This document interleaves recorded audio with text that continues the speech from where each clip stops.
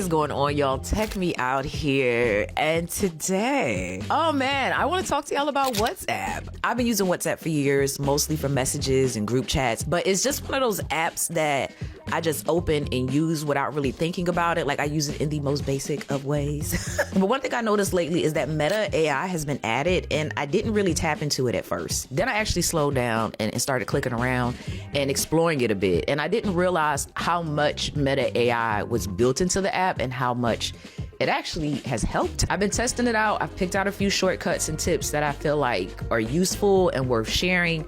So what I'm gonna do today is walk you through those things. Now, big thank you to WhatsApp for partnering with me. I'm excited because, like I said, I've been using their app for years. So yeah, it's just nice to see things kind of full circle, you know?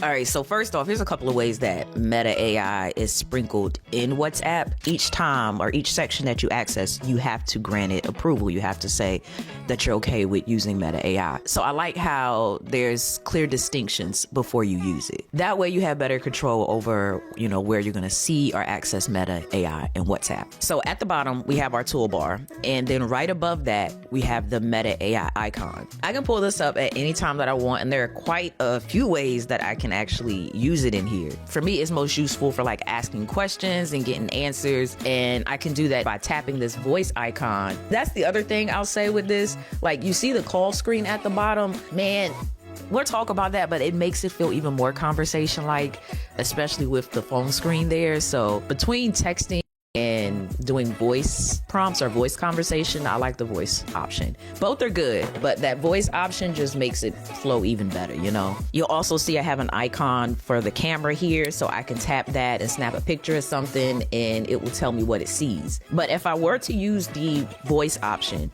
when I tap on it, you notice it'll start listening immediately, so I don't have to summon it with any type of like catchphrase. None of that. It just is instantly ready to go. So you can kind of look at that like your call button to Meta AI. Where is the snowstorm hitting this week? A massive winter storm is expected to impact over 30 states. What are some things I can do to prepare for this snowstorm? Preparing for a snowstorm involves stocking up on supplies, winterizing your home, and planning for safety. What's the best backup generator to get? Let's see.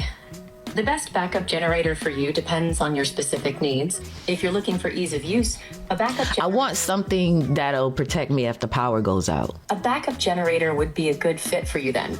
It'll provide... Girl, let me get it together, because as you can see, it's very conversational, and I love the fact that I can interrupt it. Like, girl, okay, enough. I got what I need, and, you know, I have another question.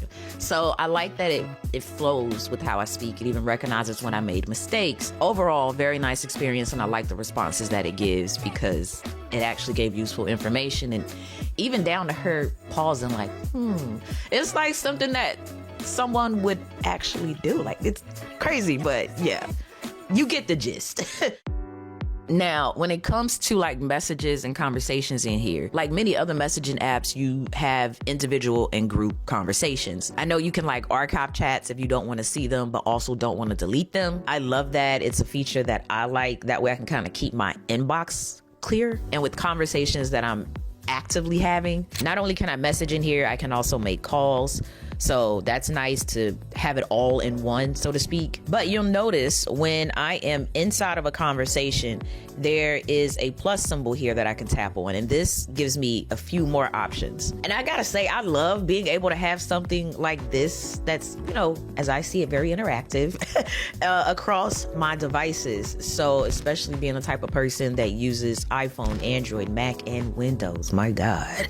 We are busy. Things that work on all platforms matter a lot, you know? So I don't have to lose any of these things, you know, simply from me jumping devices. I even play with the AI feature here a bit in conversation. I like the little touch it can add when I have like an image in my mind and I want to send it as a reaction or a visual, you know, statement real quick. Something else that I discovered was this sticky note. So this allows you to choose like these 4 different options. I can tap this one here and send GIFs, which I like to do to describe moments or my reactions. So it's nice I don't have to go to another app to find those. I can create an avatar if I want, or if I tap this icon that looks like a wand, that is going to let me get help from Meta AI with my writing. I turned this on and at first I was like, what is it doing? And I realized, you have to type at least 4 words, and then after you do, it will start to predict what you're trying to say and finish your whole thought or statement. I did like that. It was interesting because it gives you like these different options to choose from.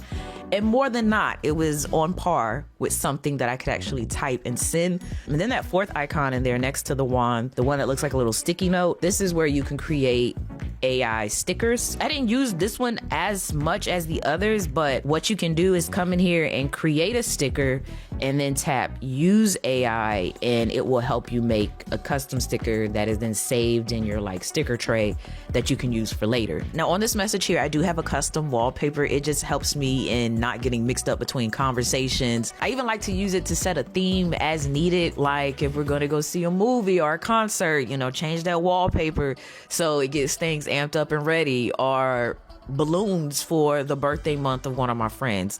So they're just different ways you can add your touch, Now I did make this wallpaper with the Meta AI wallpaper option. From that, it'll create an image based on your description that you write. To access it, you tap on the contact name and then you scroll down to chat theme. And it's within here where you can choose either an existing wallpaper, choose one from your gallery, or create one with AI. So birthday month, here we go, boom. And then I can choose from these, or I can tap on edit and describe some changes that I want to make, remove, or things that I want to change. Almost forgot this. When you look at your conversation thread, you will see your conversation thread with Meta AI in here as well. So it's nice to be able to go there and see all the messages that I have sent it. And it looks just like any other conversation that I would be having in here within WhatsApp. So just a little FYI. I like the app and the Meta AI integration. Like I was definitely underutilizing it.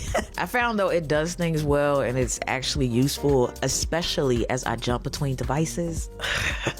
It helps keep my conversations in sync and still maintains messaging features that I like. Again, big thank you to WhatsApp for partnering with me. I like the improvements that I am seeing here and I am looking forward to what's next. I do hope this video helped y'all and maybe even encourage you to explore a little bit or try it out. But until the next one, y'all, you can always catch me on Instagram at TechMeOut. That's TECHME0UT.